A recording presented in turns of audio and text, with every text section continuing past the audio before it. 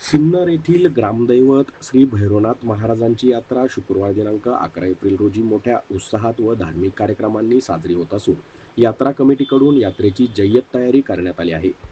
यात्रेनिमित्त मंदिराला रंगरंगोटीसह विद्युत रोषणाई करण्यात आली आहे। यात्रेच्या दिवशी सजवलेल्या रथातून भैरवनाथ महाराजांच्या मुकुटाची मिरवणूक पहाटे 5:30 वाजता काढण्यात येते। रथ मिरवणुकीत भजनी मंडळी रथाच्या मागे भजन गात असतात। रस्त्यांवर महिलांकडून सडा रांगोळी काढण्यात येते। यावेळी जागोजागी कावडधारकांची पूजा करून प्रसाद दिला जातो। घराघरातून महाराजांना पुरणपोळीचा नैवेद्य अर्पण केला जातो। पाचोरे कुटुंबाकडे रथ ओढण्याचा मान असतो। रथाच्या मागे शेकडो कावडीधारक पहाटेच्या 4 पासून तर सायंकाळपर्यंत अनवाणी पायांनी चालत असतात। अनेक कावडधारक कावडीद्वारे सामाजिक संदेश देत असतात। मिरवणुकीनंतर गंगेचे पाणी आणून देवाला अभिषेक घातला जातो। रथ ओढण्यासाठी परिसरातील शेकडो शेतकरी बैलजोड्या घेऊन शहरात येत असतात। या दरम्यान दिवसभर श्री भैरवनाथ मंदिरात भाविकांकडून दर्शनासाठी गर्दी होत असते। माहेरवाशिनी देखील या यात्रेसाठी माहेरी येत असतात। मंदिर परिसर विविध दुकानांनी व्यापला असतो। खेळणी, खाऊचे, मिठाईचे दुकाने जागोजागी थाटलेली असतात। मिरवणूक संपल्यानंतर शुक्रवारी रात्री 9:30 ते 11 पर्यंत फटाक्यांची आतिषबाजी होणार आहे। ग्रामदैवत भैरवनाथ महाराज मंदिरापासून जवळच असलेल्या बारादारी परिसरात शनिवार दिनांक 12 एप्रिल रोजी दुपारी 3:30 ते सायंकाळी 6:30 पर्यंत कुस्त्यांचा फड रंगणार आहे। विजेत्या पैलवानांना रोख पारितोषिक देण्यात येणार आहे। शनिवार दिनांक 12 एप्रिल रोजी सायंकाळी 7 ते 11 पर्यंत पुष्कराज थिएटर प्रस्तुत लावण्य अप्सरा हा प्रसिद्ध लोकनाट्य तमाशा ऑर्केस्ट्रा कार्यक्रम होणार आहे। एससी न्यूजसाठी सुजल शितोळे।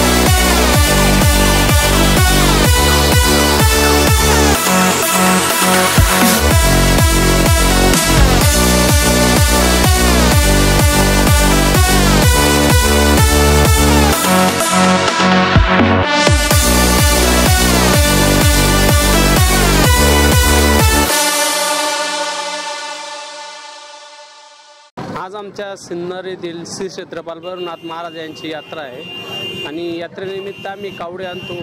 तर आमच्या वडिलोपार्जितपासून आत्तापर्यंत आम्ही कावडे आणतोय। तर आमचे चुलते श्री विष्णुपंत जाधव हे 1972 पासून कावडे आणतात।